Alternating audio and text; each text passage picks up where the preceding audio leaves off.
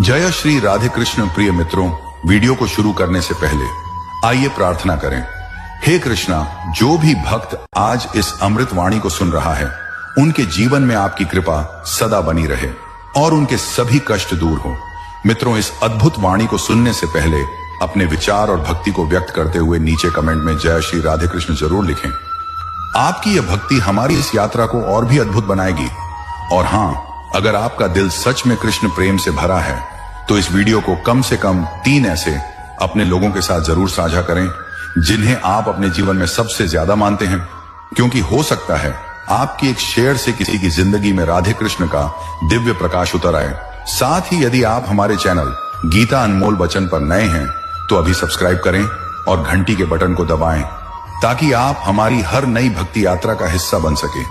तो चलिए बिना देरी किए इस दिव्य यात्रा की ओर बढ़ते हैं। श्री कृष्ण कहते हैं, जब तुम अपने जीवन की गहराइयों में उतरते हो तब पाते हो कि बहुत कुछ चाहा, बहुत कुछ मांगा, बहुत कुछ सोचा, लेकिन अंत में मिला वही जो नियति ने पहले से लिख रखा था। यह बात सुनने में छोटी लगती है, पर इसे भीतर उतारना तपस्या है। जो नसीब में है वह एक दिन अवश्य आएगा, चाहे राह में कितनी ही रुकावटें आएं, चाहे कितने ही लोग दूर चले जाएं, चाहे कितने ही प्रार्थनाएं अधूरी रह जाएं, वह चाहकर भी नहीं मिलेगा। लाख कोशिश करो, लाख रो, लाख मनाओ, कर छूट जाएगा। जीवन की सबसे बड़ी शांति इसी बात में है कि इंसान प्रयास करें, परिणाम को स्वीकार करें, क्योंकि जो हमारे लिए है वह कभी किसी और को नहीं मिलेगा, वह हमारे जीवन में टिकेगा नहीं। यह स्वीकार कर लेना ही उस अग्निपथ पर चलना पवित्र होती है। जब यह समझ भीतर बैठ जाती है तब मन रोता नहीं, शिकायत नहीं करता। वह बस समझता है कि जो खो गया, वह बस समझता है कि जो खो गया मेरा था ही नहीं, और जो मिला वह ईश्वर का उपहार है। और यही समझ शांति की है, एक ऐसी शांति जो बाहर नहीं भीतर खिलती है। अक्सर जब सब कुछ छीन जाता है, संबंध, अपनापन, शब्द, सहारा, तब जीवन हमें मौन की ओर धकेलता है। और यह मौन कोई सजा नहीं बल्कि परमात्मा का आमंत्रण होता है, क्योंकि जब मन को कोई सुनने वाला नहीं होता तब आत्मा अपनी सबसे सच्ची पुकार में प्रभु को पुकारती है। हर अकेलापन एक पुल बनता है आत्मा से परमात्मा तक, और जो इसे स्वीकार कर लेता है उसे किसी की जरूरत नहीं रहती। वह जहां भी बैठता है वहां प्रभु की उपस्थिति होती है। जब कोई पास नहीं होता तब ईश्वर सबसे पास होता है। वह हर सांस में, हर धड़कन में, हर दृष्टि में समाया होता है। यह अनुभव शब्दों से परे होता है। यह समझ केवल उस तक पहुंचती है जो सब कुछ खोकर भी प्रभु को नहीं भूलता। और जब जीवन यह संकेत देता है कि अब केवल ईश्वर ही शेष है, तब समझना चाहिए कि आत्मा का विकास उसी मोड़ पर शुरू होता है। यही वह मोड़ होता है जब एक साधारण मनुष्य एक साधक बनता है, एक भटकती आत्मा एक जागृत आत्मा बन जाती है। जब कोई वस्तु, संबंध, अवसर या व्यक्ति हाथ से फिसल जाए तो बहुत बार हम उसे अपने भीतर बोझ की तरह बांध लेते हैं, लेकिन यदि वह भाग्य में नहीं था तो वह कभी भी स्थायी रूप से हमारे पास नहीं रह सकता था। और यदि वह चला गया तो उसका जाना ही हमारी आत्मा की यात्रा के लिए आवश्यक था। हर छूट, हर दुराव, हर विछो आत्मा की अग्नि में जलकर उसे निखारने का माध्यम होता है। इसलिए जो भी गया उसे जाने दो, जो भी टूटा उसे टूटा ही रहने दो। टूटे हुए टुकड़े आत्मा को चुभते हैं, लेकिन ईश्वर ने कभी किसी को अधूरा छोड़ा नहीं। वह हर छूट के बाद कुछ नया भेजता है, कभी अनुभव, कभी एकांत में प्रभु का साक्षात्कार। जो हाथ से गया वह जरूरी नहीं था, जो साथ नहीं रहा वह भविष्य का हिस्सा नहीं था। इसलिए जो गया उसका शोक मत करो, उसे प्रभु को सौंप दो, और जो बचा है उसमें प्रभु की कृपा को पहचानो। यह ज्ञान ही शांति का द्वार खोलता है। हर उस क्षण में जब जीवन रुक जाता है, जब सब कुछ ठहर जाता है, जब सारे द्वार बंद हो जाते हैं, तब भीतर एक आवाज होती है, थोड़ा और प्रतीक्षा करो। प्रतीक्षा केवल समय गुजारने का नाम नहीं है, यह विश्वास का अभ्यास है।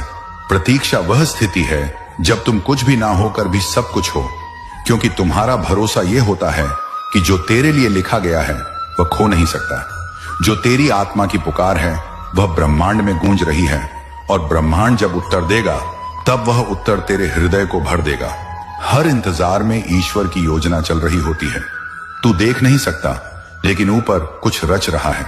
जब समय पूर्ण होगा तब वही आएगा जिसे तू खो बैठा समझ रहा था, या जिसकी तू कल्पना भी नहीं कर सकता था। प्रतीक्षा वही कर सकता है जो भीतर से आश्वस्त हो कि उसके हिस्से का सुख उसकी ओर ही बढ़ रहा है। और यह आश्वासन आत्मा को विशाल बनाता है, जैसे नदियों को समेटने वाला सागर, जैसे अंधकार के पार उगने वाली पहली किरण। बहुत बार हम सोचते हैं कि किसी व्यक्ति, घटना, शब्द, व्यवहार, सहारा या आदर से हमें सुख मिलेगा, लेकिन जब जीवन एक एक करके उन स्तंभों को गिराता है, तब अंत में समझ आता है कि सच्चा सुख तब होता है जब भीतर कुछ पाने की चाह नहीं रहती। जब अपेक्षा समाप्त होती है, तब भीतर एक रिक्तता जन्म लेती है और उसी रिक्तता में ईश्वर बसता है।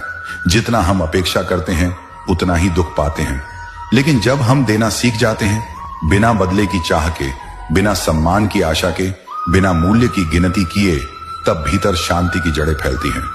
यह सुख बाहरी मुस्कान नहीं, एक आंतरिक स्थिरता है। यह वह स्थिति है जब कोई कितना भी कहे, कोई कुछ भी करे, कोई कितना भी दूर चला जाए, तुम भीतर से हिलते नहीं, क्योंकि तुम्हारी आत्मा अब किसी प्रत्याशा की गुलाम नहीं रही। यही आत्मनिर्भरता, यही निर्लेपता, यही निर्लेपता, यही सच्चा सुख है। जब जीवन बहुत कुछ छीन लेता है, रिश्ते, स्वास्थ्य, सामर्थ्य, सपने, तब जो शेष बचा होता है वही सबसे मूल्यवान होता है। अक्सर हम उस पर ध्यान नहीं देते जो बचा है, क्योंकि हम शोक में डूबे रहते हैं उस पर जो चला गया, परंतु जो बचा है उसमें ही प्रभु की कृपा छुपी होती है। अगर सांस चल रही है तो आत्मा का काम अधूरा नहीं। अगर मन सोच सकता है तो प्रभु से संवाद अभी बाकी है। जो कुछ भी जीवन में बचा है, वह शरीर हो, दृष्टि हो, अनुभव हो, मौन हो, उसी में जीवन का शेष संगीत है। ये वही क्षण होते हैं जब आत्मा अपने सबसे पवित्र रूप में विकसित होती है, और ये बचे हुए क्षण कम होकर भी अधिक होते हैं। इनका महत्व शब्दों से नहीं, अनुभवों से जाना जाता है, क्योंकि वही क्षण जिनमें कोई शोर नहीं, कोई दौड़ नहीं, कोई चाह नहीं, उन्हीं में परमात्मा से मिलने की संभावना सबसे अधिक होती है। जो बचा है उसी में आनंद खोजो, वही सबसे गहन सत्य है।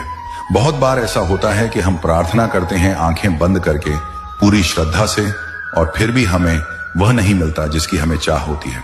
तब हम सोचते हैं कि शायद प्रभु ने हमारी सुनवाई नहीं की। लेकिन धीरे धीरे जब समय बीतता है और घटनाएं घटती हैं, तब समझ में आता है कि जो हमने मांगा वह शायद हमारे लिए ठीक नहीं था। प्रभु वह नहीं देते जो हमारे मन को अच्छा लगे, वे वही देते हैं जो आत्मा को आवश्यक हो। आत्मिक विकास के लिए, भीतर के अंधकार को मिटाने के लिए कई बार वे हमें दुख देते हैं ताकि अहंकार टूटे। कई बार अकेलापन देते हैं ताकि भीतर का मौन सुना जा सके।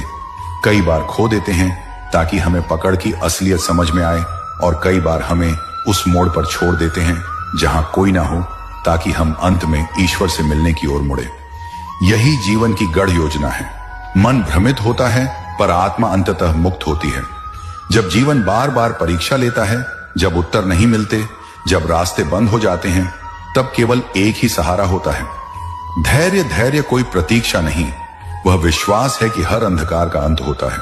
वह दृढ़ता है कि आत्मा बिना शिकायत के आगे बढ़े। जब चारों ओर सन्नाटा हो, जब कोई पास ना हो, जब सारी आवाजें मौन हो जाएं, तब भी भीतर एक दीपक जलता रहे।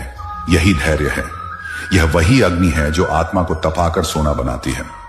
धैर्य उस वट वृक्ष की तरह होता है जो तूफानों में भी अपनी जड़ों को नहीं छोड़ता। जो धैर्य रखता है उसे नसीब हार नहीं सकता, क्योंकि जो वक्त आज बंद है वही कल अवसर बनेगा। जो द्वार आज बंद है वही कल किसी चमत्कार की राह बन सकता है। धैर्य ही आत्मा की पूजा है। ईश्वर को बिना देखे भी केवल विश्वास से पकड़ना, यह संसार जितने रिश्ते देता है उतनी ही अपेक्षाएं भी दे देता है। हर कोई कुछ पाने की चाह में प्रेम करता है, सम्मान, समय, सहारा या साथ। लेकिन जब यह प्रेम खोखला होता है तब हम टूटते हैं। तब हमें लगता है कि कोई नहीं समझता, कोई नहीं चाहता। लेकिन जीवन का सबसे बड़ा सत्य यही है कि प्रभु का प्रेम कभी कम नहीं होता, कभी टूटता नहीं, कभी शर्त नहीं रखता। वह प्रेम जो सांसों के साथ चलता है, जो मौन में बोलता है, जो हर गिरने पर उठाता है, जो हर चुप्पी में सहारा देता है, वह प्रेम जो मां के आंचल से भी कोमल है और पिता की छाया से भी विशाल। जब सारी दुनिया छोड़ दे तब वह प्रेम बचा रहता है, और जो आत्मा एक बार उस प्रेम को महसूस कर ले, उसे फिर किसी अन्य प्रेम की आवश्यकता नहीं रहती। यही वह अनुभव है जो आत्मा को पूर्णता देता है। जब हम जीवन भर दूसरों को समझने में लग जाते हैं, कौन अच्छा है, कौन गलत, किसने क्या किया, किसने क्या नहीं किया, तब अंत में सिर्फ भ्रम मिलता है। लेकिन जब हम स्वयं को समझने बैठते हैं, अपने भय, अपनी अपेक्षाएं, अपनी कमजोरी, अपनी शक्ति, तब असली साधना शुरू होती है। आत्मा का मंदिर बाहर नहीं भीतर है। हर दिन जो पीड़ा उठती है वह केवल भीतर के दर्पण को साफ करने के लिए होती है। जब तक हम दूसरों में दोष ढूंढते रहेंगे तब तक भीतर का अंधकार दूर नहीं होगा। लेकिन जिस दिन हम स्वयं को स्वीकार कर लेंगे, अपने टूटेपन को, अपनी अधूरी चाह को, अपनी गलतियों को, उसी दिन से भीतर शांति का आरंभ होगा। क्योंकि आत्मा को जितना भीतर से समझा जाए उतना वह प्रभु के निकट आती है। यही आत्मज्ञान, वही सच्चा धर्म है। जीवन में हम अक्सर बहुत कुछ पकड़ने की कोशिश करते हैं, संबंध, लोग, स्थान, यादें, वचन यादें, वचन, लेकिन समय की धारा एक एक करके सब बहा ले जाती है। तब हम बैठकर रोते हैं, सोचते हैं काश वो मेरा होता, काश वह ना जाता। लेकिन सत्य यही है, जिसे खोया नहीं वह तुम्हारा कभी था ही नहीं, और जिसे खोया वह केवल तुम्हें यह सिखाने आया था कि इस जीवन में कुछ भी स्थायी नहीं। यह संसार परिवर्तन का रंगमंच है। आज जो पास है वह कल दूर होगा, और कल जो दूर था वह शायद फिर पास आ जाए, पर केवल अनुभव देने के लिए, ना कि टिकने के लिए। इसीलिए जिसने कुछ खोया उसे यह समझ आना चाहिए कि उसके जीवन में अब खाली स्थान नहीं बना, बल्कि एक नई संभावना जागी है। जो गया उसका शोक मत करो, जो है उसका स्वागत करो, ना बंधन से, ना लोभ से, केवल खुले हृदय से।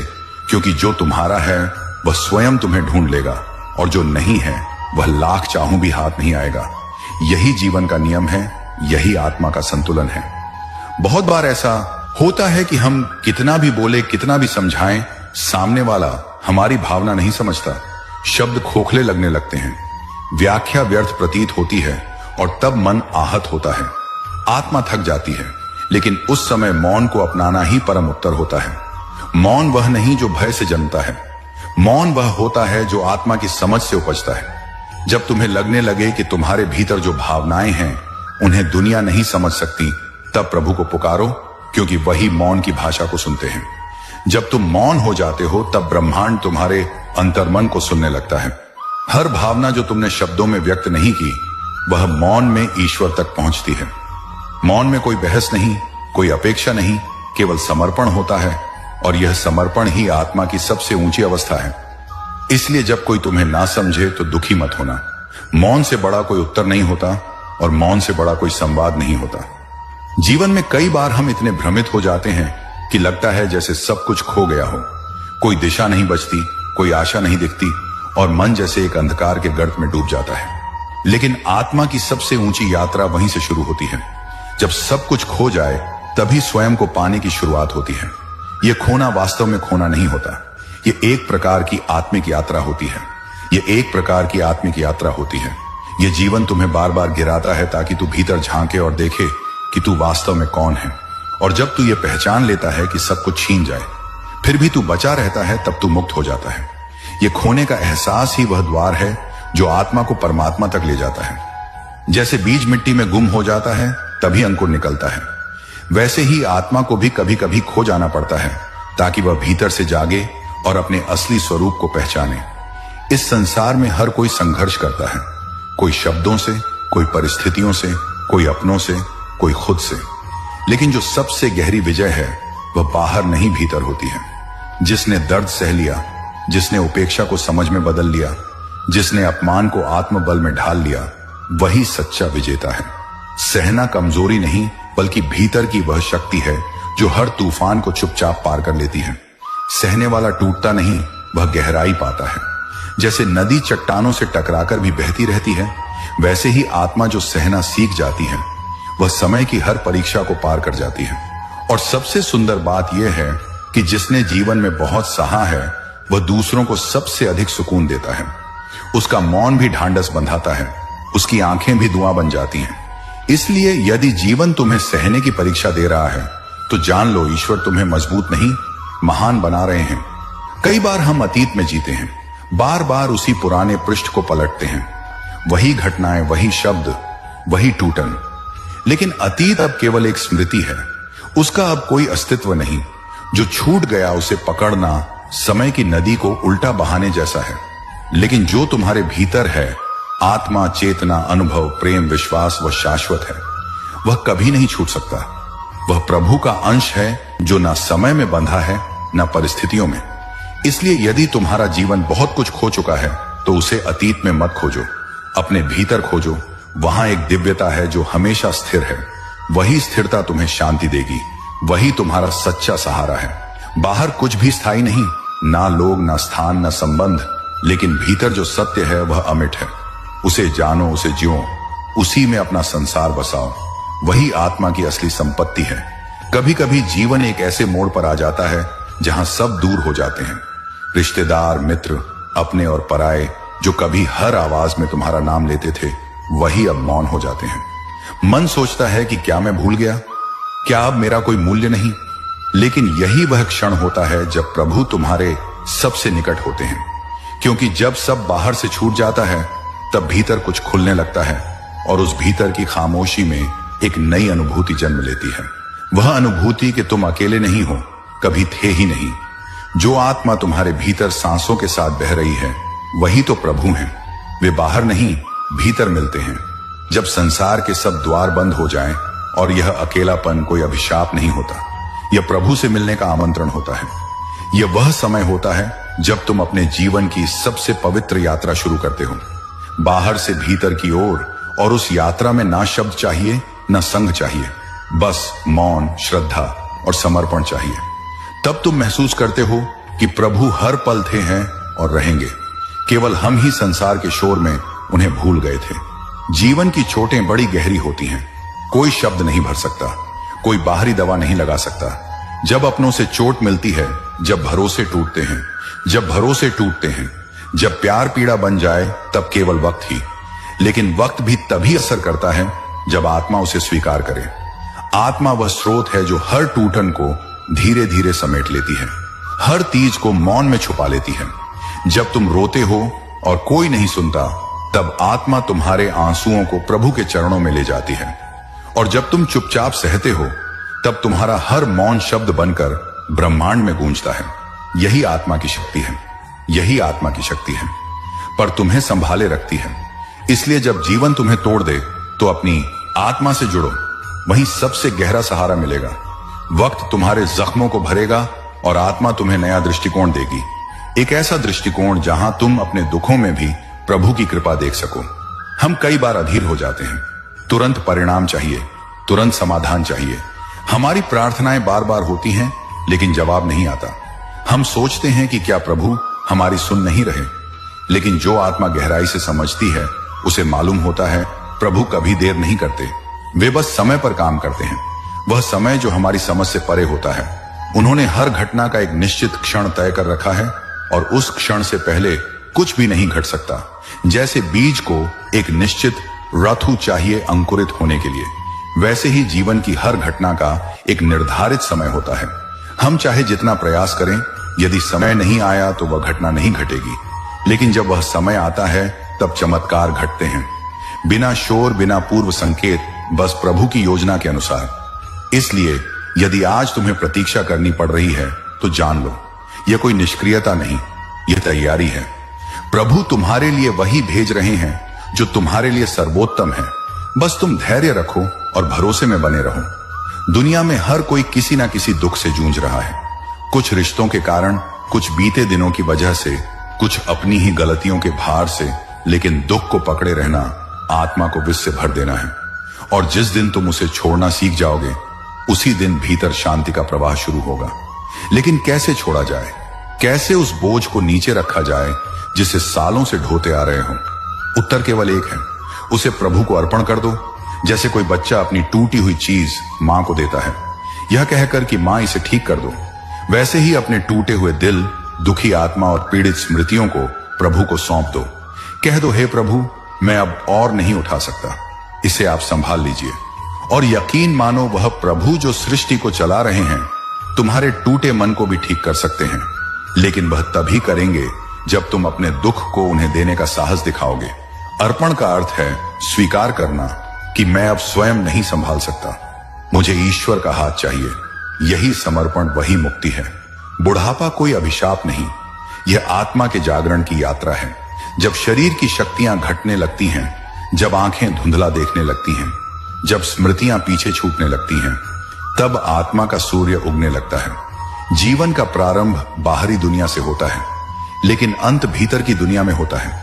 यही कारण है कि जैसे जैसे उम्र बढ़ती है, व्यक्ति मौन प्रिय हो जाता है, ध्यान में रमने लगता है और बीते हुए समय को नए भाव से देखने लगता है। यह आत्मा का पुनर्जन्म है, एक नया दृष्टिकोण, एक नई गहराई, जहां जीवन के दुख भी सिखाने वाले लगते हैं और अकेलापन भी साधना जैसा हो जाता है। बुढ़ापा आके उस पड़ाव की ओर ले जाता है जहां वह अपने सबसे करीब होती है, प्रभु के करीब। इसलिए यदि शरीर अब थकने लगा है तो डरिए मत। यह संकेत है कि अब आत्मा बोलना चाहती है। उसके शब्दों को सुनिए, उसका मौन समझिए। वही सच्चा जीवन है और वही अंतिम शांति। जब जीवन में बहुत कुछ सह लेने के बाद भी कोई नहीं समझे, जब शब्द बेअसर लगने लगे और जब थकावट हड्डियों से नहीं आत्मा से निकलने लगे, तब समझो कि अब समय है भीतर उतरने का। यह संसार कभी पूरी तरह तुम्हें नहीं समझ सकता, क्योंकि यह केवल तुम्हारे कर्म देखता है, तुम्हारी आत्मा नहीं। लेकिन जब तुम अपने भीतर की आंखें खोलते हो तो वहां एक शांत स्थिर ज्योति जल रही होती है, जो ना कभी बुझी थी ना कभी बुझेगी। वही आत्मा की ज्योति है, वही ईश्वर का निवास है। जब तुम वहां पहुंचते हो तब तुम किसी से शिकायत नहीं करते, किसी से अपेक्षा नहीं करते, क्योंकि तब तुम जान जाते हो कि जो कुछ है भीतर है। यही आत्म साक्षात्कार की शुरुआत होती है। मन को चैन तभी मिलता है जब वह बाहर की दुनिया से ध्यान हटाकर आत्मा के घर लौटता है, और वहां जो मिलता है वह कोई व्यक्ति नहीं देता। वह प्रभु की उपस्थिति होती है जो तुम्हें पूर्णता का एहसास कराती है। जीवन में हम हमेशा संघर्ष करते रहते हैं, अपने विचारों से, अपने अहंकार से, अपने अतीत से, रिश्तों से और संसार की अपेक्षाओं से। लेकिन उसी क्षण में जब हम यह समझ जाते हैं कि हर लड़ाई जरूरी नहीं है और हर जीत हमें शांति नहीं देती, तब हम हार मानने का साहस करते हैं, और वही हार सबसे पवित्र होती है। हार मानना इस दुनिया के आगे नहीं, बल्कि अपने भीतर के घमंड के आगे होता है। जब हम प्रभु के सामने झुकते हैं तब वह हार नहीं आत्मसमर्पण होती है, और यह समर्पण ही हमें भीतर की गहराइयों तक ले जाता है, जहां ना कोई डर होता है ना दुख। यह वह अवस्था है जहां तुम स्वीकार कर लेते हो कि तुम सब नहीं कर सकते, और प्रभु से कहते हो अब तू संभाल। यही आत्मिक विजय है। यही वह बिंदु है जहां से तुम्हारा नया जीवन शुरू होता है, एक ऐसा जीवन जो बोझ से मुक्त है और प्रभु की कृपा से पूर्ण है। इस संसार में हर कोई मूल्यांकन करता है, कौन क्या कर सकता है, किसका क्या उपयोग है, कौन कितना जरूरी है। लेकिन आत्मा का मूल्य किसी कार्य से नहीं, बल्कि उसकी उपस्थिति से होता है। जब कोई तुम्हें नजरअंदाज करे, तुम्हारे अस्तित्व को छोटा माने, तुम्हारी अच्छाइयों को अनदेखा करे, तो दुखी मत हो। यह संसार सीमित दृष्टि से देखता है, लेकिन प्रभु असीम दृष्टि से। यदि किसी स्थान पर तुम्हारा मूल्य नहीं समझा गया, तो यह ईश्वर का संकेत है कि वह तुम्हें वहां से हटा रहे हैं और किसी ऐसी जगह ले जा रहे हैं जहां तुम्हें आदर मिलेगा, सम्मान मिलेगा और सच्चा अपनापन मिलेगा। आत्मा की यात्रा केवल सहन करने के लिए नहीं होती, यह सम्मान पाने की भी अधिकारी होती है। लेकिन वह सम्मान तब आता है जब तुम स्वयं को समझो, जब तुम अपने भीतर का तेज पहचानो। इसीलिए खुद को कम मत समझो। तुम्हारा मूल्य प्रभु के हाथों में लिखा है, ना कि दुनिया की भाषा में। जीवन में सबसे बड़ा आधार तब लगता है जब जिन पर हमने सबसे अधिक विश्वास किया वही हमें छोड़ जाते हैं, बिना कारण, बिना सफाई, बस चुपचाप, और हम सोचते रह जाते हैं कि कहां चूक हो गई। लेकिन यही वह क्षण होता है जहां ईश्वर की कृपा छिपी होती है। जब सभी सहारे छूट जाते हैं तब परम सहारा स्वयं सामने आता है। जब कोई मन की बात सुनने वाला नहीं बचता, तब अंतर मन की गहराइयों से एक मौन पुकार निकलती है जो सीधे प्रभु तक पहुंचती है, और तब वह हमें थामते हैं, बिना कहे, बिना शोर किए। बस अपनी उपस्थिति से। उस मौन में जो शक्ति है वह किसी शब्द में नहीं, और उस निकटता में जो सुकून है वह किसी मनुष्य से नहीं मिल सकता। इसलिए जब अपने छूट जाए तो टूटो नहीं, मुस्कुराओ, क्योंकि अब समय है सबसे पवित्र संग का, जो कभी ना छूटेगा, जो कभी ना बदलेगा। दीपक जब जलता है वह अपने अस्तित्व की चिंता नहीं करता, वह केवल उजाला करता है। उसका उद्देश्य केवल प्रकाश देना होता है, चाहे उसकी लौ कितनी भी छोटी हो। वैसे ही आत्मा का भी कार्य है, अंधकार में भी उम्मीद की लौ जलाए रखना। हो जब हालात तुम्हारे विरुद्ध हो, जब अपनों की बेरुखी मन को झुलसाने लगे, तब यह लौ तुम्हें जीवित रखती है। लेकिन वह लौ तभी चलती है जब भीतर विश्वास का तेल हो। यह विश्वास ही आत्मा की ऊर्जा है। यह विश्वास कि जो हो रहा है वह ईश्वर की योजना है। यह विश्वास कि अभी जो अंधेरा है वह अंत नहीं है। और जब यह विश्वास अंत तक बना रहता है तब आत्मा एक दैवी प्रकाश बन जाती है, जो ना केवल स्वयं को बल्कि औरों को भी राह दिखाती है। इसलिए जीवन के किसी भी मोड़ पर अपने विश्वास को मत टूटने दो। वही तुम्हारा सबसे बड़ा प्रकाश है, सबसे बड़ा साथी है। कभी कभी हम सोचते हैं जीवन में बहुत कुछ छूट गया, कुछ रिश्ते, कुछ अवसर, कुछ सपने, और फिर अफसोस का एक बादल मन में मंडराने लगता है जो हर आने वाले क्षण को ढक देता है। लेकिन सच्चाई यह है कि जीवन में कुछ भी वास्तव में खोता नहीं। वह बस रूप बदलकर, समय बदलकर वापस आता है। वह प्रेम जो अधूरा रह गया, वह सम्मान जो कभी नहीं मिला, वह अवसर जो छूट गया, सब फिर से आते हैं। लेकिन तब जब हम भीतर से तैयार हो जाते हैं। यह तैयारी बाहरी नहीं होती, यह आत्मा की एक सूक्ष्म प्रक्रिया होती है। जैसे बीज को अंकुर बनने के लिए मिट्टी के भीतर समय चाहिए, वैसे ही हमारी इच्छाओं को फल बनने के लिए भीतर की परिपक्वता चाहिए। और जब यह परिपक्वता आती है तो हर खोया हुआ पल एक नए अर्थ के साथ लौटता है, ऐसा अर्थ जो उस समय समझ नहीं आता था। इसलिए धैर्य रखो और ईश्वर पर भरोसा रखो। जो तुम्हारा है वह कभी खो नहीं सकता। बहुत बोलना सरल है, लेकिन सच्चा संबंध वहां होता है जहां मौन भी संवाद बन जाता है। जीवन की सबसे गहरी बातें शब्दों से नहीं, मौन से कही जाती हैं।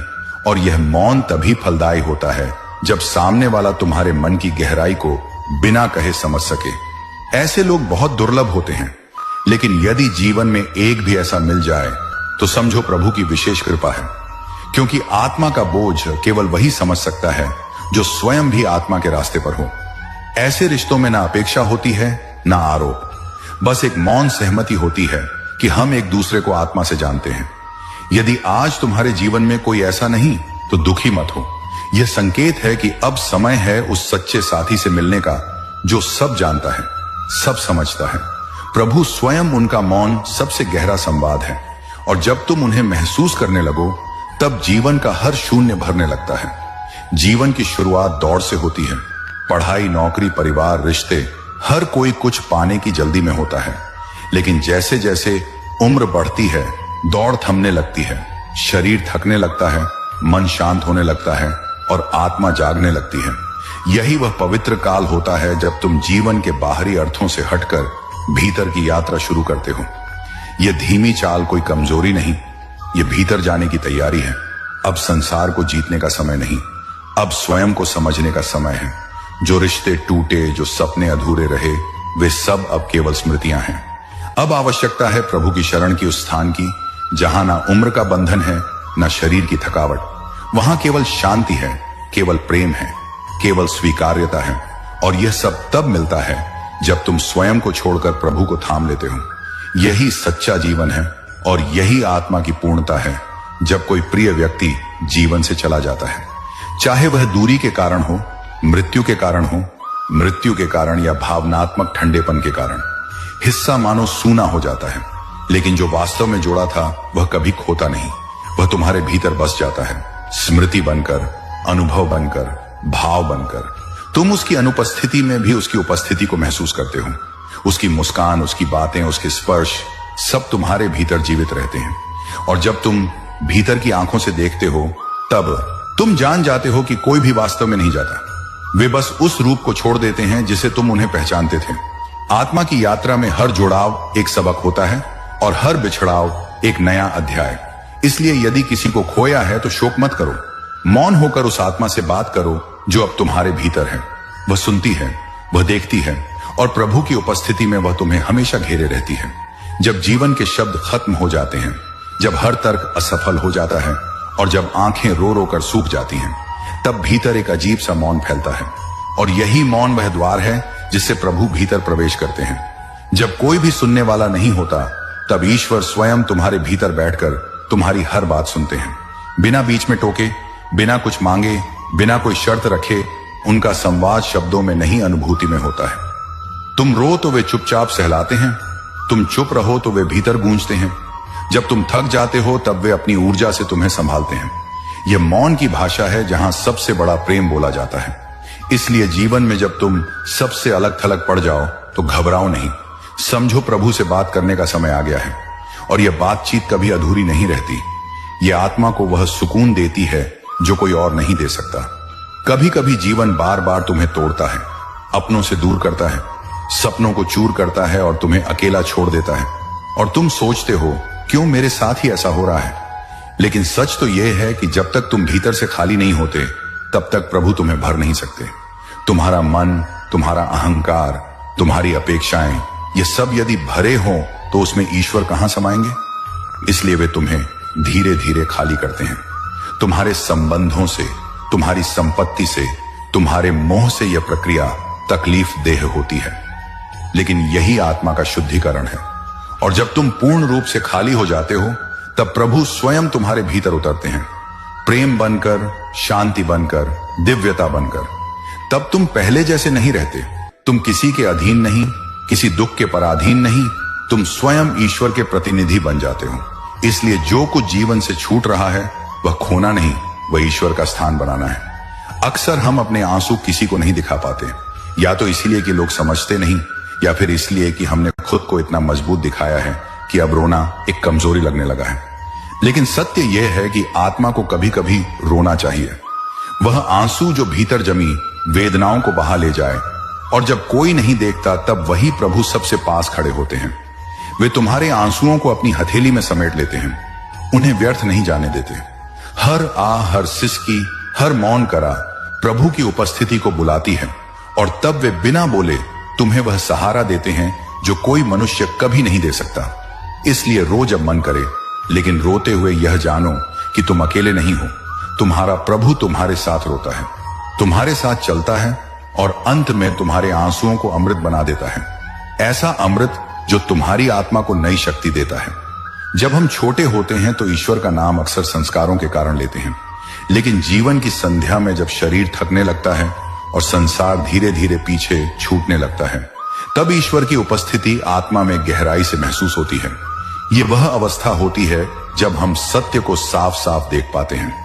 कौन था सच्चा, कौन था असली, और सबसे बड़ा सत्य यह है कि अंत में केवल प्रभु ही साथ रहेंगे।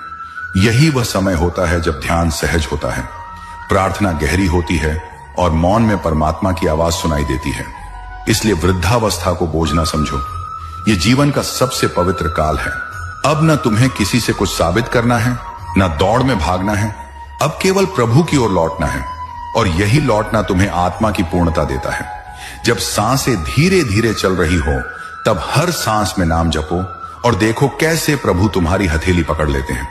यही है प्रभु की सबसे निकटता, जो जीवन के अंतिम पड़ाव में सबसे उज्जवल हो उठती है। मनुष्य स्वभावतः अपने दुखों की कहानी सुनाने को आतुर रहता है, कभी किसी अपने से, कभी किसी अजनबी से। बस कोई ऐसा मिल जाए जो सुने और समझे। लेकिन जब एक दिन ऐसा आता है कि भीतर बहुत कुछ होते हुए भी तुम शांत हो जाते हो, जब तुम्हारा मन किसी से शिकायत करने की जगह मौन साध लेता है, तब वह मौन ईश्वर से गहराई का संकेत होता है। अब तुम्हें यह विश्वास हो जाता है कि जो हो रहा है वह उसकी योजना है, और जो समझ नहीं आता वह समय आने पर स्पष्ट हो जाएगा। अब तुम्हारा मन किसी को दोषी नहीं ठहराता, अब तुम प्रतिक्रियाओं से ऊपर उठ चुके होते हो। यह वह स्थिति है जहां आत्मा प्रभु से जुड़ जाती है, जहां शिकायत की जगह स्वीकार होता है और दुख की जगह समर्पण।